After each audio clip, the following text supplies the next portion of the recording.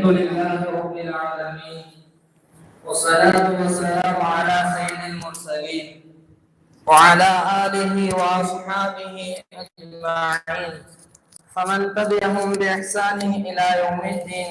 أما بعد، أعوذ بالله من الشيطان الرجيم بفضل بسم الله الرحمن الرحيم. وقال الله تعالى في القرآن العليم: اقرأ باسم ربك الذي خلق الإنسان من علق. وقال نبينا صلى الله عليه وسلم: طلب العلم فريضة على كل مسلم ومسلمة.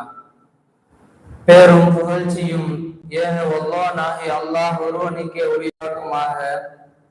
மேலும் கண்மணி நாயகம் ஸல்லல்லாஹு அலைஹி வஸல்லம் அவர்கள் மீதும் அவர்களை பின்பற்றிய உத்தம சத்திய சஹாபாக்கள், தாபியீன்கள், நாதாக்கள், ஷஹதாக்கள், குறிப்பாக இங்கு கூடியிருக்கிற எங்கள் உஸ்தாத்மார்கள் மீதும் இர்ஷாதிகள், இந்த விழாவிற்கு வருகை தந்த பிரமுகர்கள் மீதும் அல்லாஹ்வுடைய சாந்தியும் சமாதானம் என்றென்று நின்று நிலவட்டுமாக. இந்த உரையின் ஆரம்பமாக என் சலாத்தினை சமர்ப்பணம் செய்து என் உரையை ஆரம்பிக்கிறேன். அஸ்ஸலாமு அலைக்கும் வரஹ்மத்துல்லாஹி வபரகாத்துஹு. இந்த சுழலும் சொல் அரங்கம், இந்த அரங்கத்திற்கு கொடுக்கப்பட்ட பணிக்கப்பட்ட தலைப்பு ஆலிம்களின் வளர்ச்சியில் பெரிதும் பங்களிப்பது தெளிந்த பொது அறிவு என்ற தலைப்பு. இந்த தலைப்பு இக்கால சூழ்நிலை தேவை என்பதையும் விட ஒவ்வொரு ஆலிமுக்கும் தன்னுடைய வாழ்க்கையில் இந்த தலைப்பின் பிரகாரம் நாலேஜை வளர்த்துக் கொள்வதற்கு மிக முக்கிய காலத்தில் நாம் இருக்கிறோம் என்பதை நான் உங்கள் முன் சமர்ப்பணம் செய்கிறேன். நாம் யோசிக்கலாம், நாலேஜ் என்பது, தெளிந்த அறிவு என்பது என்ன? இந்த உலகத்தில் சொல்லப்படக்கூடிய கருத்து என்ன தெரியுமா? GK, general knowledge. The general knowledge is a important of life. ஒவ்வொரு மனிதனுடைய வாழ்க்கையிலும் தன்னுடைய வாழ்வை நடத்துவதற்கு, சரியான பாதையில் தெளிந்த அறிவோடு கொண்டு செல்வதற்கு இந்த பொது அறிவு ஒவ்வொரு மனிதனுக்கும் முக்கியம். அதை தாண்டி இங்கு கொடுக்கப்பட்ட தலைப்பு என்ன தெரியுமா? ஆலிமுக்கு ஏன் முக்கியம்? ஆலிம்கள் சமுதாயத்தின் கண்கள். ஆலிம்கள் இந்த சமூகத்திற்கு முன்னால் நின்று பேசக்கூடிய வாய்ப்பை அல்லாஹ் ஆலிம்களுக்கு கொடுத்து இருக்கிறார். ஒரு காலம் இருந்தது, எப்பேற்பட்ட சந்தேகத்தையும் எல்லா மக்களும் ஆலிமிடத்தில் சென்று தெரிந்து கொள்வார்கள். இன்றைக்கு இன்றைய காலத்தில் எல்லா ஆலிம்களும் பல துறையில் கால் பதித்தாலும் இந்த உலகம் சார்ந்த இல்முகளில் குறைவான நபர்கள், எண்ணி சொல்லக்கூடிய உலமாக்கள் இன்று உலகத்தில் உலா வந்து கொண்டிருக்கிறார்கள். இது எல்லா ஆலிம்களுக்கும் தேவையான ஒரு அறிவு, நாலேஜா இருக்க வேண்டும் என்பதை நான் உங்கள் முன் சமர்ப்பணம் செய்கிறேன். நாலேஜ் இந்த 3 விஷயத்தை உள்ளடக்கியதுதான் ஜெனரல் நாலேஜ். ஒன்னு, அண்டர்ஸ்டாண்ட் த வேர்ல்டு. இந்த உலகத்துடைய சூழலை கிரகிக்கணும். இந்த உலகத்துல ஒரு நிகழ்வு நடக்குதுன்னா அந்த நிகழ்வுக்கு என்ன தீர்வு சொன்னா சரியாக இருக்கும்? நாம கிதாப் ரீதியாக ஒரு பக்கம் ஆய்வு செய்ய வேண்டும், இந்த உலகம் ரீதியாக ஒரு பக்கம் ஆய்வு செய்ய வேண்டும். நம்ம பதில் இரண்டும் கலந்து ஒரு பதிலாக இருக்க வேண்டும். இன்றைக்கு எத்தனையோ வியாபாரங்கள் இன்றைக்கு உலகத்தில் பெருகிவிட்டது. அதில் ஹலால் ஹராம் எது என்று தெரியாத ஒரு சூழல், அதில் முகமாக மறைக்கப்பட்ட ஒரு சூழல். நாம் தெளிவாக அங்கு கொடுக்க வேண்டும் என்றால் உலகத்துடைய அறிவை நாம் தெரிந்திருக்க வேண்டும். ஒரு சாதாரண மனிதர் ஆலிமை நோக்கி வருகிறார், உங்களிடத்தில் எனக்கு ஷேர் மார்க்கெட்டை பற்றிய அறிவு வேண்டும், ஃபத்வா வேண்டும் என்று நிற்கிறார். நாம் என்ன சொல்ல வேண்டும்? ஷேர் மார்க்கெட் என்றால் என்ன என்று தெரியாதுன்னு சொல்ல முடியாது. நமக்கு முன்னால், அதற்கு முன்னால் ஷேர் மார்க்கெட் என்ன என்ற நாலேஜ் நம்மள்ட்ட இருக்கும். எத்தனையோ வியாபாரங்கள் ஆன்லைனில், எத்தனை வியாபாரங்கள் இன்றைக்கு நமக்கு அது பெயர் புதிய புதிய வண்ணத்தில் கொண்டு வந்து விட்டார்கள். அதையெல்லாம் நாம் கிரகிச்சு நம்முடைய அவுட்புட், நாம் கொடுக்கக்கூடிய ஃபத்வா இந்த சமகால பிரச்சனைக்கு ஒரு தீர்வாக இருக்க வேண்டும். எந்த ஆலிம் உலகத்துடைய அறிவை, ஜெனரல் நாலேஜை தெரிந்து கொள்வாரோ, இந்த உலகத்துடைய இல்மை கற்றுக்கொண்டு அதன் பிரகாரம் தன்னுடைய வார்த்தைகளை வெளிப்படுத்துவாரோ, அவருக்கு இந்த சமூகம் அப்படிப்பட்ட ஆலிம்களை எதிர்பார்க்கிறது என்பதை நாம் இங்கு விளங்க வேண்டும். பொது அறிவு என்பது ஆழமான கடல்.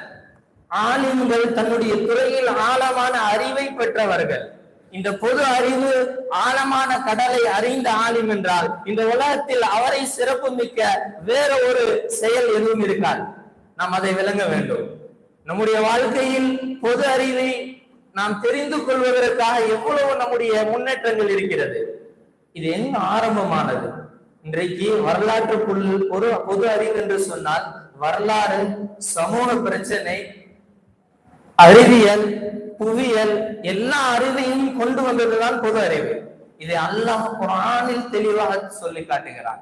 நாம் எங்கே போய் காலேஜுகளில், பல்கலைக்கழகங்களில் சென்று போய் படித்துதான் தெரிந்து கொள்ள வேண்டும் அவசியம் நமக்கு இல்லை என்று தெரியுமா?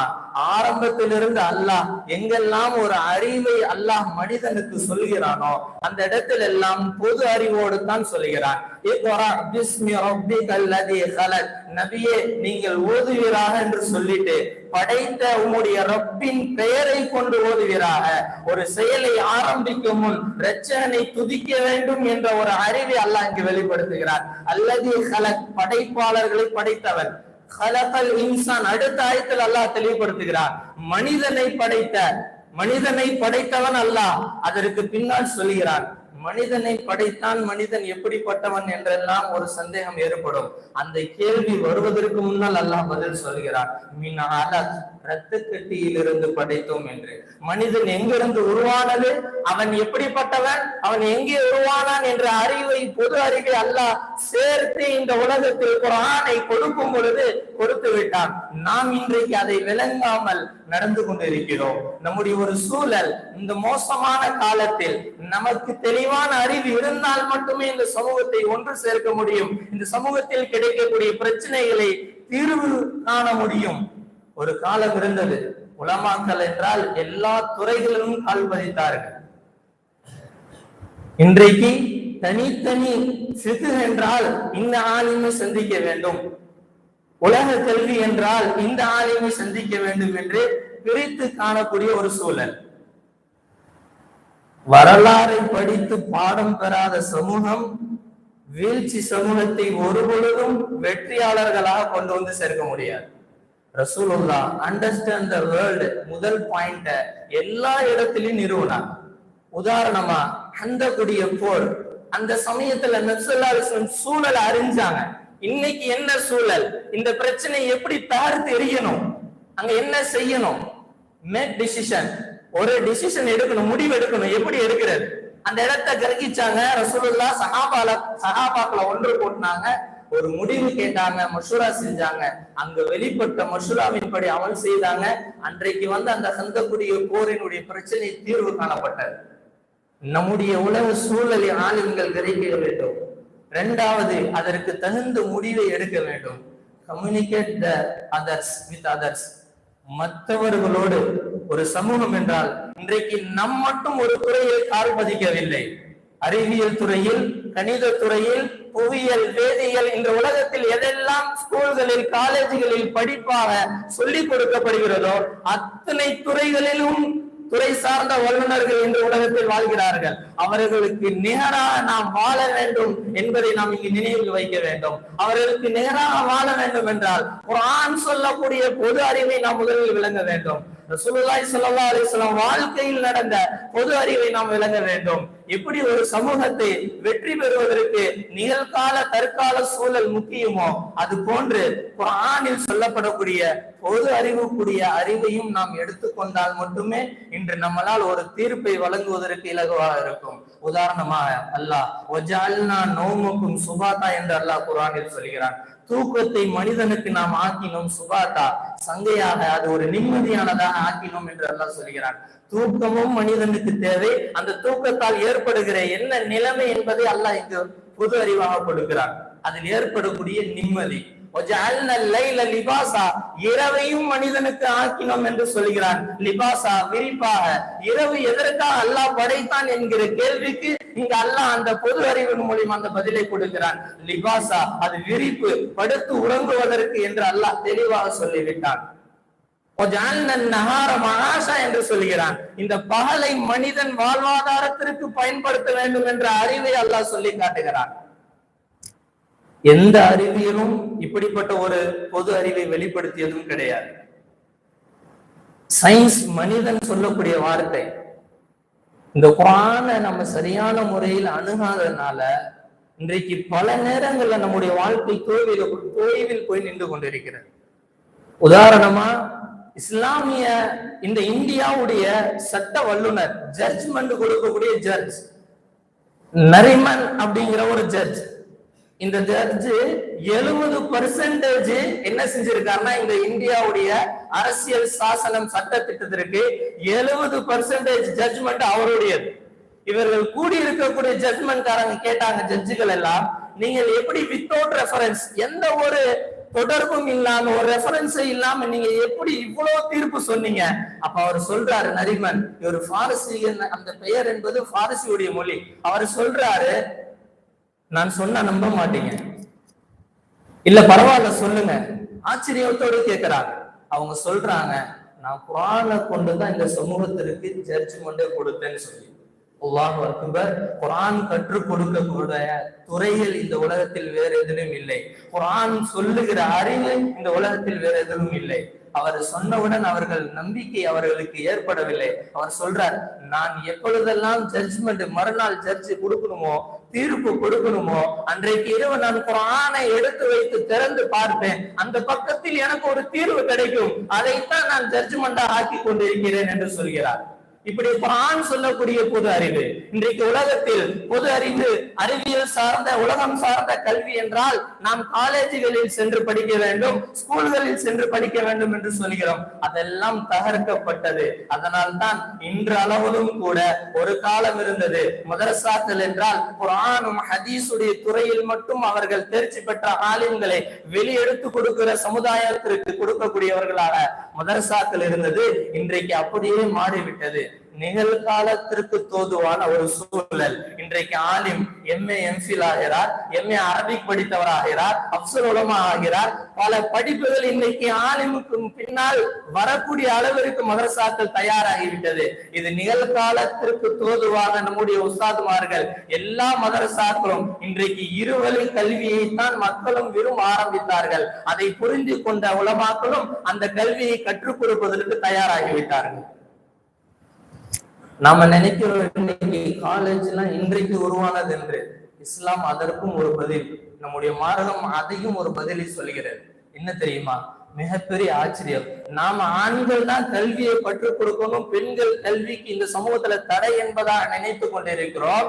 ஆயிஷா ரலியல்லாஹு அன்ஹா எல்லா கல்வியும் பெற்று நபிக்கு பின்னால் ஆயிஷா ரலியல்லாஹு எல்லா சஹாபாக்களுக்கும் ஏற்பட்ட சந்தேகங்களை தெளிவுபடுத்தினார்கள். அதையும் தாண்டி ஹிஜ்ரி 265 ஆண்டு இந்த உலகத்தில் மொராக்கா என்ற நகரத்தில், ஃபாஸ் என்ற நகரம், மொராக்காவில் ஃபாஸ் என்ற நகரத்தில் கல்வி நிலையம், ஹைரவான் என்ற கல்வி நிலையம் உருவாக்கப்பட்டது.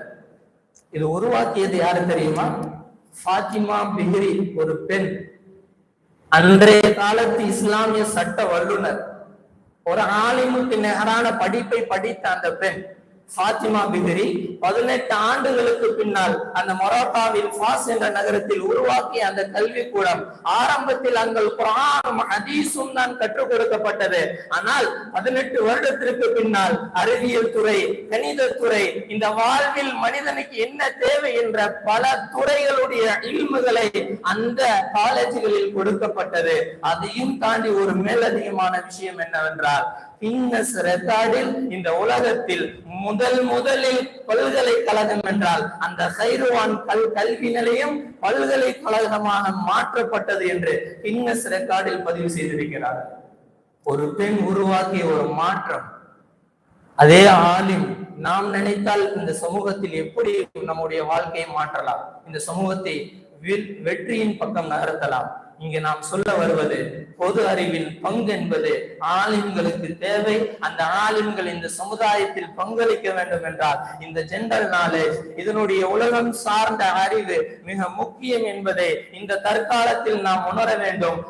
அல்லாஹ் அதன்படி நம்முடைய உலமாக்களுடைய துறையை வளர செய்வதற்கு அல்லாஹ் தௌஃபீக் செய்வானாக. அதை தாண்டி நம்முடைய இந்த உலகத்தில் எல்லா ஆலிம்களும் எல்லா துறையிலும் தேர்ச்சி பெறக்கூடிய ஆலிம்களாக உருவாக்குவதற்கு அல்லாஹ் நம்மை கபூல் செய்து அருள் புரிவானாக. வாய்ப்பளித்தது